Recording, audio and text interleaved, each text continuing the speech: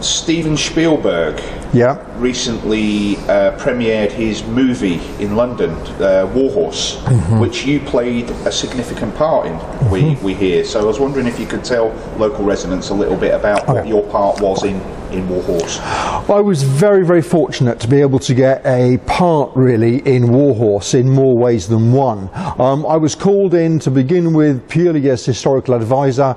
I actually met Richard Curtis, who was working on the script. He was the screenwriter. Then I also worked with departments such as the props department, costume department and others. I worked with the armoury as well, discussing things as varied as what kind of badges would a particular unit wear, right through to what colour was German smoke. The answer was always black. British smoke generally was white. And then from there on it came to getting onto site. But when we got to that point, it was decided by the assistant director that for some reason Andy would make a very nice officer in the First World War. So I found myself being historical advisor on one hand, and at the same time wearing a Great War uniform, appearing in the recruiting scene, which was shot in Castle Combe, and then spending a happy 3 weeks, or not so happy, in the trenches at Wisley.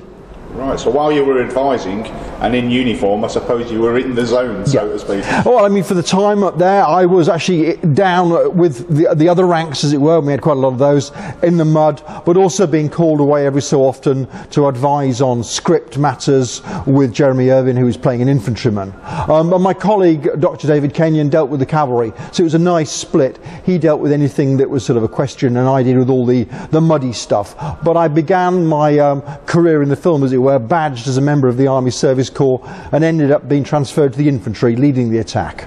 Right, now, as that we're doing this for the Surrey Heath Residents Network, what part would have Deecut played in that campaign? Fine, okay.